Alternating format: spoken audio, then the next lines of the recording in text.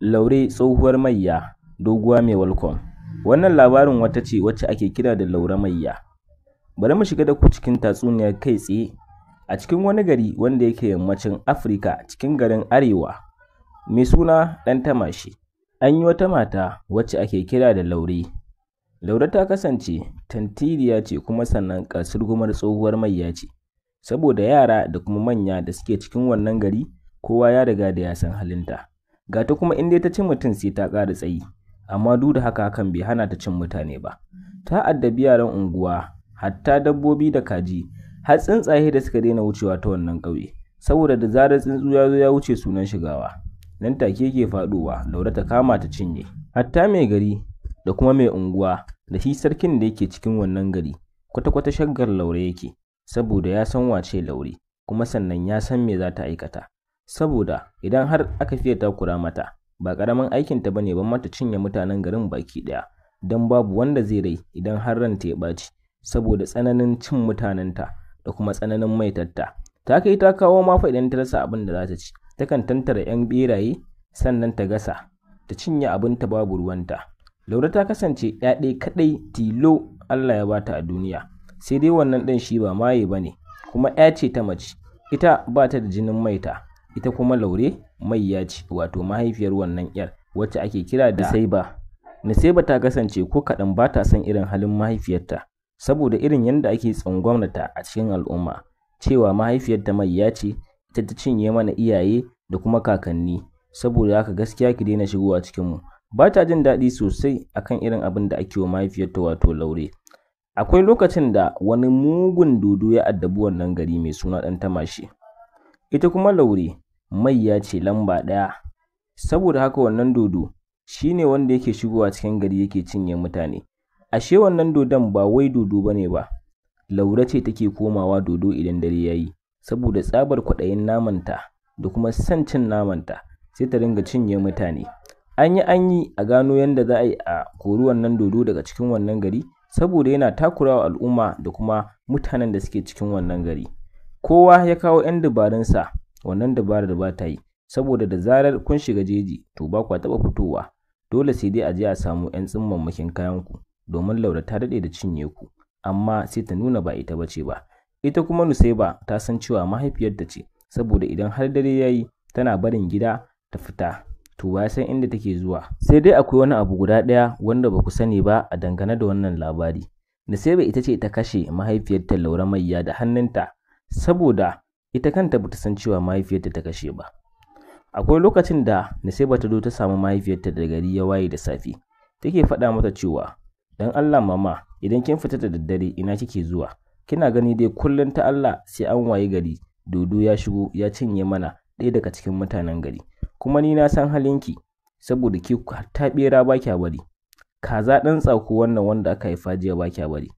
Dan Allah idan ke ce, ina mai roƙonki dan Allah da ki daina, ki tsaya da iya cin dabbobinki.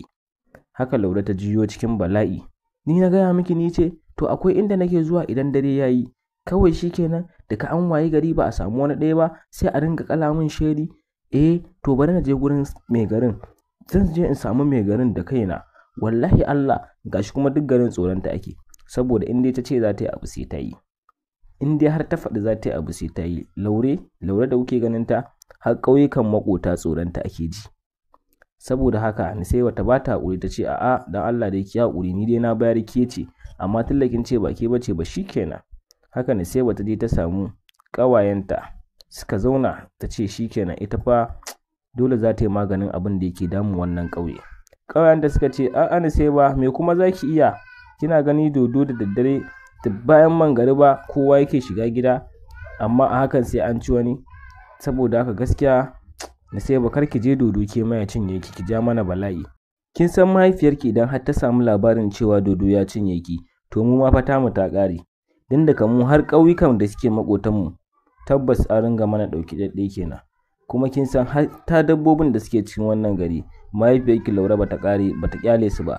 Nusaiba ta ji ba daɗi sosai irin yadda ake sukar mahaifiyarta a gabanta, saboda haka ta yanke shawarar ita gaskiya dole sai ta shiga cikin jejin nan ta yi maganin abin da ke faruwa.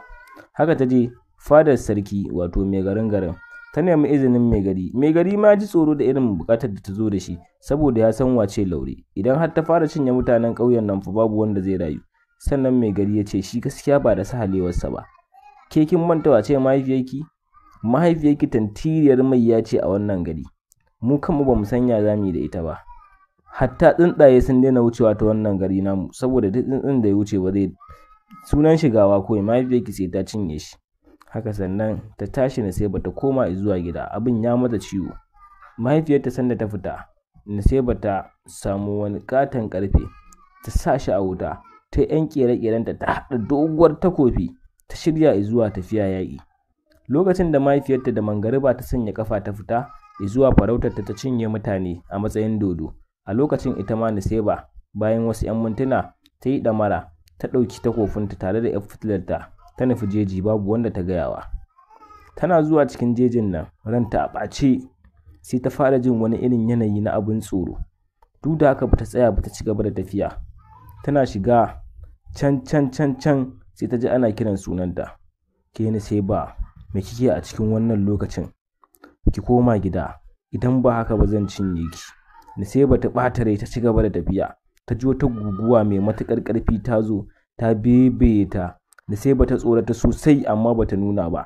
A cikin guguwar nan ta ji an yi jifa da ita, ta je ta daki bishiya ta dawo. Tana jiwa ta ga wata doguwar mata mara ƙarshe mai wata iriyar siffa mara kyan gani, sannan ga wani yawo na dilalowa daga bakinta. Haka Nusaiba ta ji tsoro sosai. Nusaiba ta yi yunƙurin guduwa amma aka dawo da ita.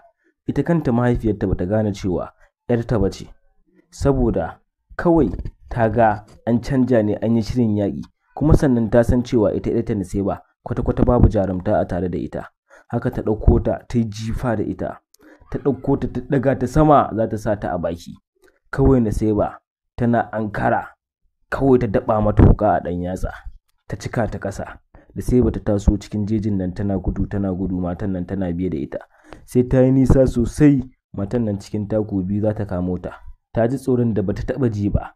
Tana cikin gudu kawai ta zame ta faɗa cikin wani kogo. Haka wannan matar wato Laure ta zo ta ringa bincike bata ganta ba. Laure ta koma dodo, wata iriyar halitta ta dodo, kawai nama ta gesanci, kuma ta yi alƙawarin sai ta cinye wannan wanda ya shigo cikin wannan jejin. Bata san 'yarta ba ce ba. Tana faɗa cikin wannan kogon, tana juyawa ta ido biyu da wani tafkeken maciji. Macijin nan Allah ya so yana bacci. Kawai Nusaiba tsoratar da za ta yi, sai macijin nan ya ɗan farka. Nusaiba ta rasa ya za ta yi. Ta ninga neman abun duka domin ta riƙe a hannunta ko da wannan ƙaton macijin ya farka. Amma Nusaiba ta nema ta rasa. Ta jiyo haka ta ci karo da 'ya'yan macizan nan, ga su idonsu biyu, kowanne yana kallon ta ya fasa kai. Nusaiba ta salallabo ta fito daga cikin wannan kogon, ta zura da gudu.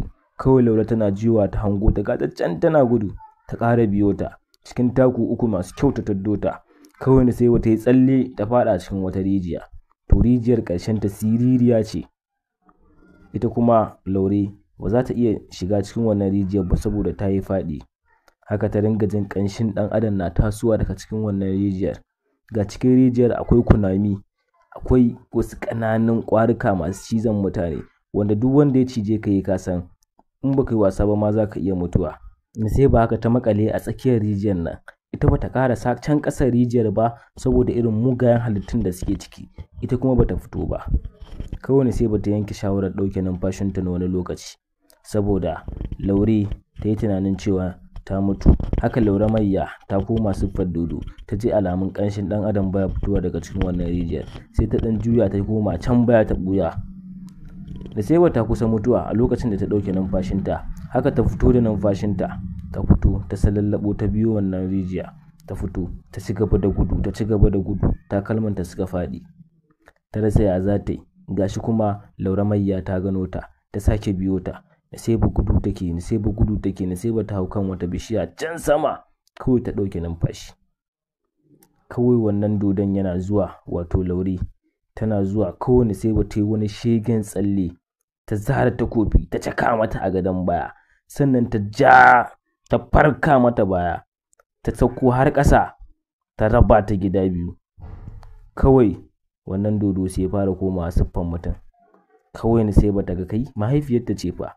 kawai sai bata zo ta sa kuka ta rungume ta tana umma ki tashi, umma ki tashi, ashe dama ke ce, umma ki tashi. Har gari ya waye, mutanen da suke dan zuwa gonakai kowa ya zo sai ya ganta, har aka ɗauke ta aka kai ta gudan mai gari ya ganta ya tambaye ta me ya faru, sai bata kwashe labari ta faɗa wa mai gari ya ce a tafa miki, babban aiki kika yi, ke kika kashe ta, ashe dama Laure ce take cinye mana mutanen gari, sai mu zata dodo ne, ita ce take yin shigar dodo. Mai gari ya sa aka haɗa katuwar walima domin a karrama Nusaiba, ita kuma Nusaiba tana bakin cikin cewa da hannunta ta kashe mahaifiyarta. Haka ɗan sarki ya ga jarumtar da Nusaiba ta yi, ɗan sarki ya ce gaskiya shi Nusaiba yake so. Daga nan ne fa rayuwar Nusaiba ta canja, ta zama wata attajira kyakkyawar gimbiya saboda ɗan sarki ya aure ta. Aka yi shagali iya shagali, irin bikin da ba a taɓa yi ba a cikin wannan gari sai da aka yi, saboda har makotan da suke ƙauye da suke gefensu ko ina sai da aka zo domin a yi taro iya taro. Kuma sannan an yi biki na gani na faɗa, saboda biki ne wanda ya tara mutane sosai da sosai. Amma duk da haka Nusaiba ba ta jin daɗin abin da ya faru, saboda baƙin cikin ta ɗaya shine da hannunta ta kashe mahaifiyarta, da hannunta ta taɓa wa mahaifiyarta wuƙa, kuma sannan ta yi mata kisan rashin mutunci. Amma sai dai mai gari ya ce abin da ta yi ba ƙaramin abu bane ba, saboda mahaifiyarta irin mutanen da ta kashe ba za su irgu ba. Wannan abu da ta yi har kyautar gona mai gari ya ɗauka, ƙatuwar gona wacce ta yi gari guda, mai gari ya ba Nusaiba, sannan kuma ya ba ta ma'aikatan da za su ringa yi mata noma. Nusaiba daga ƙarshe ba ta zama mai kuɗi sosai. To wannan shine tatsuniyar Nusaiba da kuma mahaifiyarta Laure da take cinye mutanen gari, wanda daga ƙarshe aka yi maganinta. Yauwa, wannan shine labarin da muka ci nasara muka to muku da shi a wannan tatsuniya tamu ta yau. Shine ƙarshen wannan labari namu ne yau. Mun gode da bamu lokutan ku da kuka yi ku saurara. Sai dai mu haɗu a wani labarin na gaba.